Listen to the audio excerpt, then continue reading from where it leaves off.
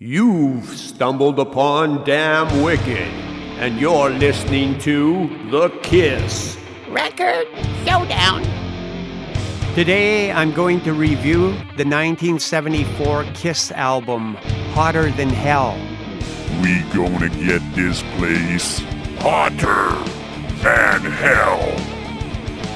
We're gonna start with the first song on Hotter Than Hell, and that is Got to Choose. There's quite a bit of space and air in the main riff of this song.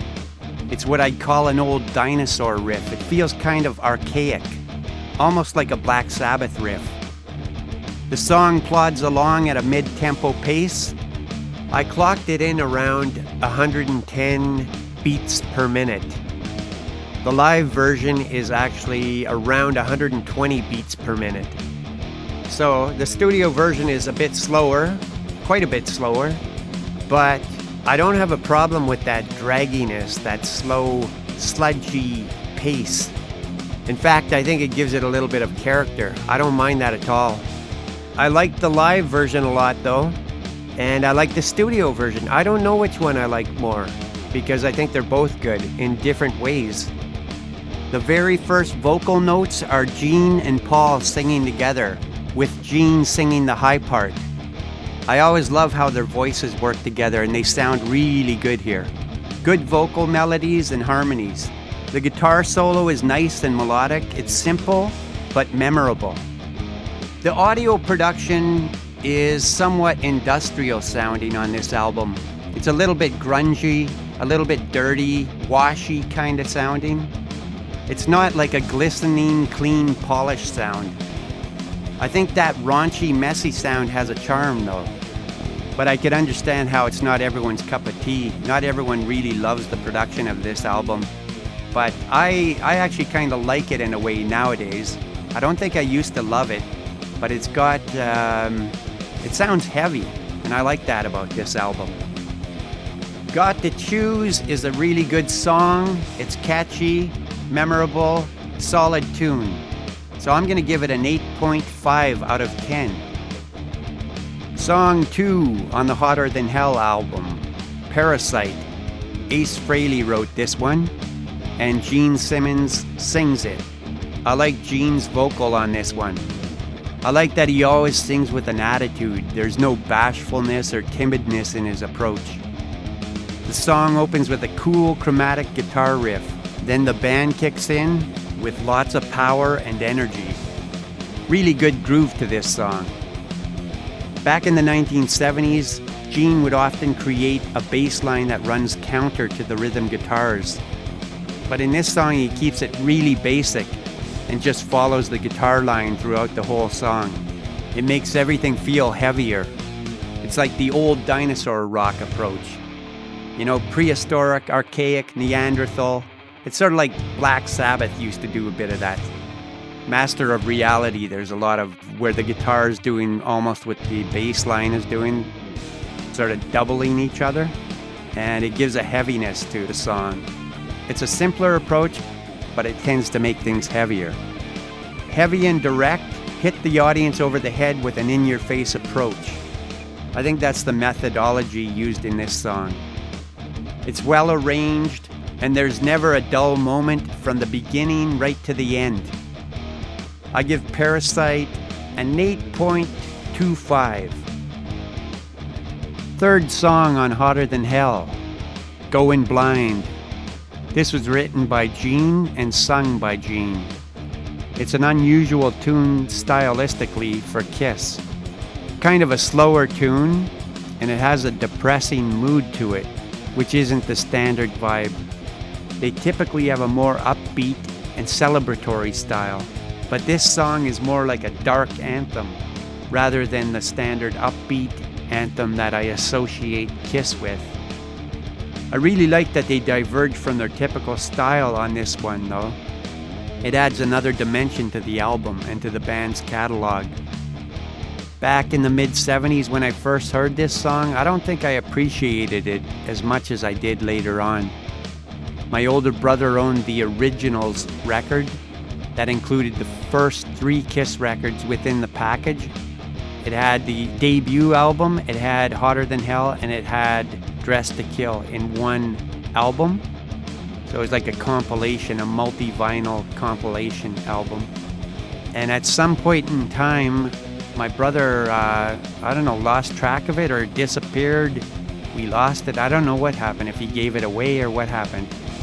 But anyway, a few years later, in 1980, I got the Hotter Than Hell album for Christmas and got reacquainted with Goin Blind and the rest of the album. It really felt fresh and enjoyable after not having heard it for a little while at that point. Great Christmas present, great album. You can hear our Damn Wicked cover of Goin Blind here on our YouTube channel. It's basically a rough demo. Maybe we'll record a better version of it in the future if enough people are interested in hearing it. I'm going to give Goin Blind a solid 8.25. The next track is the title track of this album, Hotter Than Hell. I've always liked this song. Very catchy and simple. Prehistoric dinosaur rock again. The chorus is especially catchy. The studio version is noticeably slower than the live album version, and that slow tempo accentuates the primitive feel of the song, which I kind of like. But the faster alive version is probably more to the liking of most people because it gives the song more excitement. Paul is really pushing his vocal hard on the alive version. I love that aggressive singing. I prefer the chorus on the Hotter Than Hell album over the chorus on the alive version though, because you can hear Gene's main melody on the line where he sings Hotter Than Hell. Hotter than hell. You know that part? Hot, hot, hotter than hell. I like that you could hear that melody. On the alive version, that melody is kind of buried, and the lower vocal harmony that Paul sings on the live album tends to dominate the chorus. I prefer the studio version where Gene's higher vocal, which I consider the main melody, I like that to dominate the chorus. It sounds better like that. I think the studio version had a better choice of melody in that one spot, but the change in the chorus doesn't detract from the song. It still sounds great on the live album, both on the live and the studio version. I'm giving Hotter Than Hell an 8.75. Song 5, Let Me Go Rock and Roll. Let Me Go Rock and Roll is probably the most up-tempo song on this album. It's got an old-style rock and roll groove to it, but with more of a hard rock and heaviness. I like Gene's voice here, lots of push and power in the vocal. There's an old-time sounding guitar solo in this one, lots of standard 50-era style guitar licks, like Chuck Berry styled licks. There's a few nice choices in phrasing. I think the alive version is stronger than the studio version. I find the song a bit generic. My opinion on this can change from day to day. It doesn't feel like a standout track though. I'll give it a 6.5. First song on the second side of Hotter Than Hell. It's called All the Way. All the Way. We did a cover of this song and posted it here on our YouTube channel. Check it out if you'd like to hear it. This tune has everything that I look for in a song. It has melodic vocals sung with power and attitude. It's got a cool guitar riff, some quirky, simple drum fills with a little bit of cowbell added for a color. Lots of good vocal harmonies. Gene overdubbed the background vocal harmony under his lead vocal. It's really noticeable, especially in the second verse. His voice is really identifiable. This song should have been way more popular. It's a great catchy tune. I love it. I give it a 9 out of 10. Watching You. Second song on side 2 of Hotter Than Hell. This is a heavy song. The opening guitar line is solid and the song has a good groove. Once again, Gene has a strong, powerful voice in this one too. He does a really high, cool scream near the end of the second verse. I really like that. You can really hear Paul's voice when he joins in on the chorus. I like the differences when you hear the different voices in these songs because it adds color, not just having the same voice throughout all the songs. At the end of the song, Peter screams, and you get a third voice in there where you're hearing that. Peter might be singing on the choruses, but it's not so identifiable, but his voice really cuts through when he screams at the end. He screams the word, "Watching us." Watching us. Once again, you can hear all three of the singers' unique vocal identities. I really like that about Kiss. The voices are all very identifiable. Having more than just one singer, like most bands have, gave Kiss more color and variety in their music. It was a big asset for them. I'm giving Watching You an 8.5. Mainline, written by Paul and sung by Peter Criss. This one has an old school rock and roll vibe.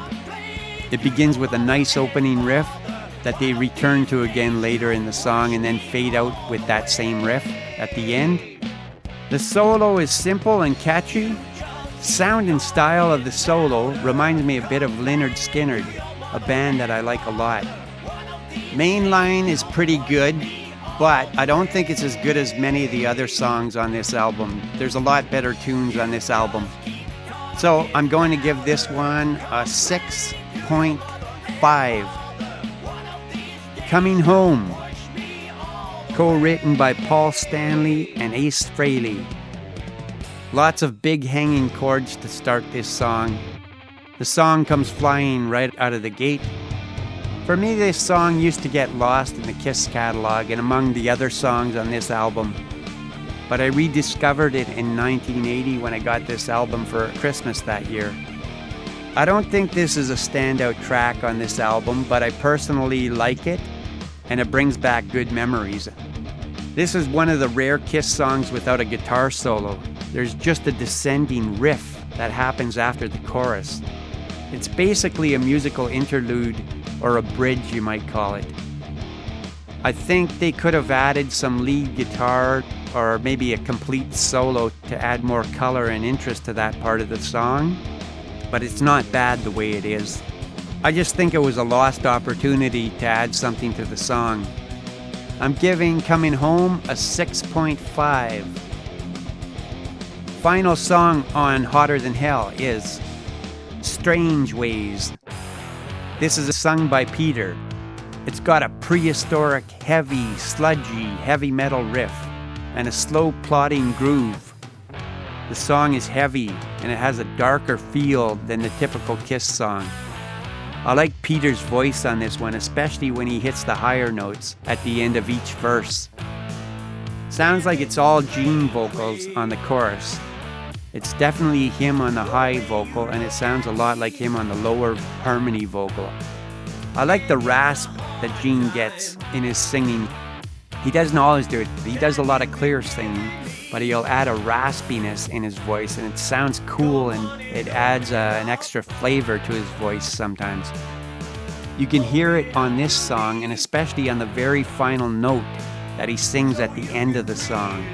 Right at the end of the song, you could hear it. Ace does a moody and groovy guitar solo in this one. It has a heavy psychedelic feel to it. Sounds like the guitar is loaded with lots of effect. Maybe a wah-wah pedal, phase shifter, and a heavy muff-like overdrive. Everyone likes a big muff, right? We all love the big muff. Every guy loves that. Can't get enough of that muff. Anyway, Ace is muff diving on this guitar solo. I'll give Strange Ways an 8.5 out of 10. Okay, now we come to the time where I add up all the scores from each individual song, and we're going to come up with a total tally of Hotter Than Hell. Let's see what the scores are. I'm going to add them up and be right back. All right, after my calculations, it appears that Hotter Than Hell gets a score of 79 0.25 out of 100. Okay, that's not a bad score, right? That's a pretty good score, in fact.